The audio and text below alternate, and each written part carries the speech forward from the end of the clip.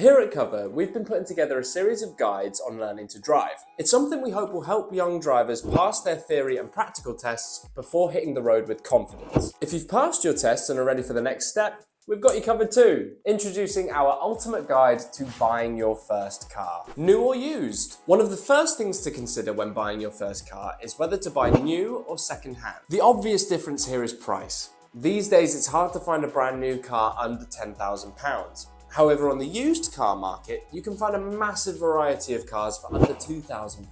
Used cars are particularly popular amongst younger drivers. New cars lose their value quite quickly, and you might have a few scrapes and bumps when you're first starting out. But it's not a complete no-brainer.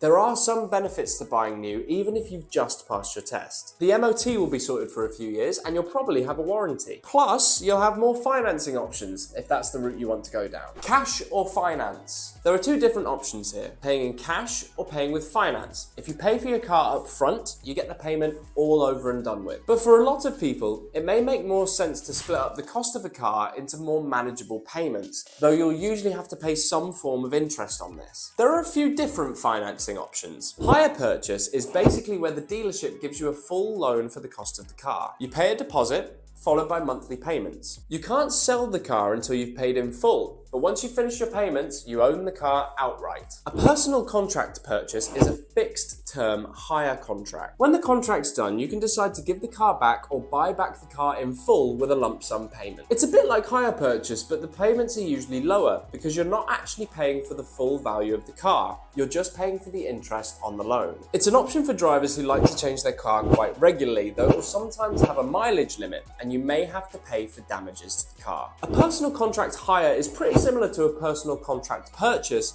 but you won't be given the option to buy the car at the end of the contract. It's basically just a long-term car rental, and the monthly payments are usually a little lower. Do your research. Research is particularly important if you're buying a car secondhand. Cover's online car checker allows you to check a car's MOT and tax details, for example, as well as the insurance group it's in. Just follow the link in the description. You'll also want to make sure that the car isn't stolen or unsafe.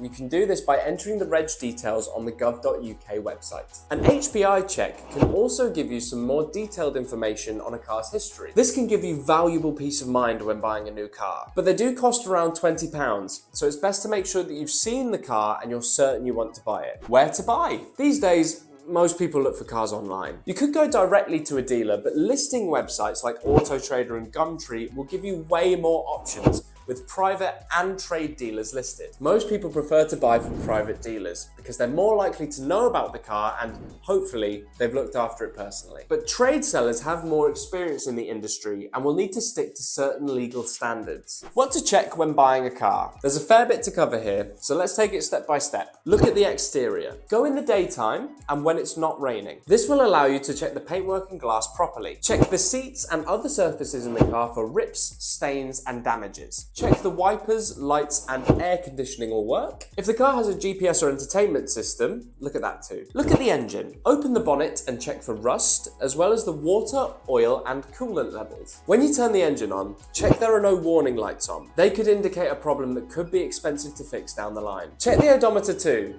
to make sure the mileage lines up with what's said in the ad. Read the car's paperwork. Ideally, the car will have a full service history and MOT history. If it doesn't, it could mean that there's some unknown problems. The owner of the vehicle should also have the vehicle's V5C. The test drive. When you're on the road, it's best to keep the radio off so you can listen out for any unusual noises. Check the brakes as you go and make sure the car doesn't pull to either side when stopping. You should also try driving on different kinds of roads to get a sense of how the vehicle does at different speeds. Try to get a dual carriageway or motorway if you can. Negotiate the price. Negotiation is quite common, so you might be able to get quite the discount on the list price. Some sellers and dealerships actually expect you to haggle, so it's definitely worth a go. Don't feel pressured to buy the car on the spot. Often, sellers will encourage potential buyers to sign on the dotted line and drive away straight away.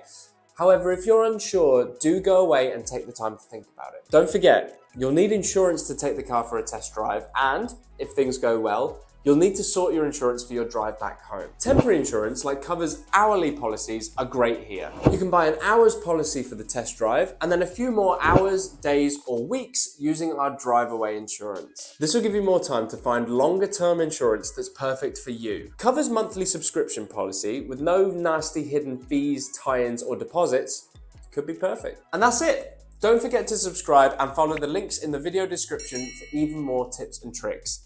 Good luck with the car search and happy driving.